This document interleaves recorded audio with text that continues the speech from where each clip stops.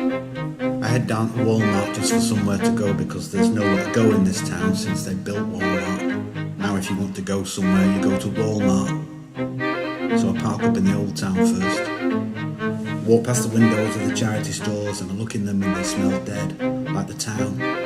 Cross over into the stupid little town square with its stupid little town clock and its stupid little cast iron stick that doesn't work because time doesn't matter in this town.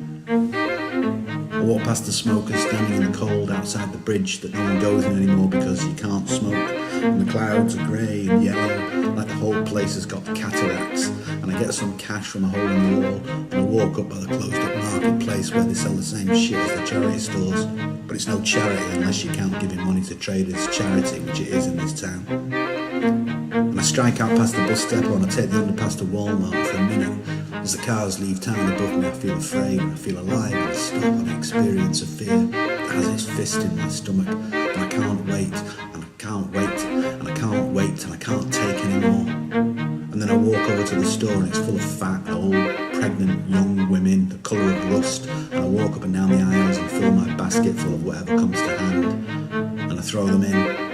And I stare at a 65-inch TV and the whole place is green and yellow and the colour of rust. I walk past the chicken counter and the pizza counter and the fish counter and I head for the booze and I pull off a bottle of cheap bourbon because last night I got tanked on White and Mackay and I felt like shit this morning, and I figure it must be that booze, but it doesn't stop me.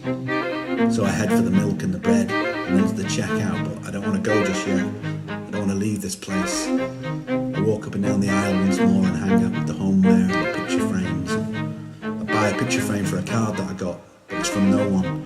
I bought it for myself. It's some Renaissance painting of kids pissing in a river and staring out expressionless, and one of them is hugging a swan. And it could be strangling it, so I wanted to frame it. So I got one, and I got a soap dish. I looked at the duvet covers for ages and I think about buying one. But I can't imagine what it would look like in my room because there's only me in my room, and who would look at me other than me? And if it's just for me, then I can lie with what I got. And I know all those people say that we make all this shit, that we bring it to ourselves. And maybe it's true.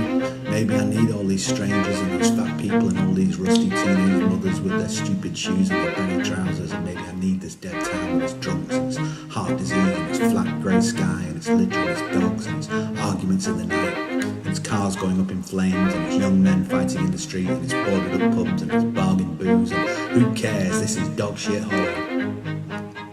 And I wait at the checkout, but I don't want to go. And the checkout girl has a face like an olive, an orange blonde hair and a mole on her top lip, and her lipstick is the wrong colour and her hair is orange but it wants to be blonde, and she asks me if I can pack my own bags, and I say because I think it's funny. I only just moved in and you're asking me to leave, and she laughs because she thinks she should, and I pack my own bags. Actually I pack one bag and I pay and I walk out slowly, really slowly, because I don't want to leave.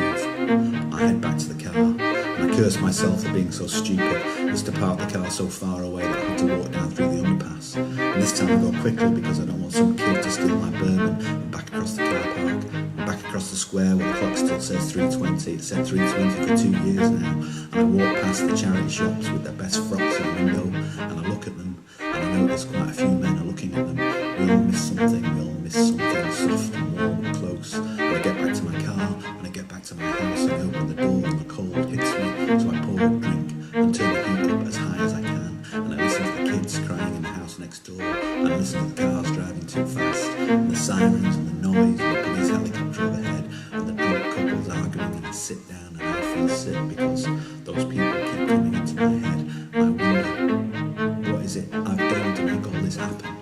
What is it I've done to make all this happen? And the truth is I did it all. I did it all to make this happen.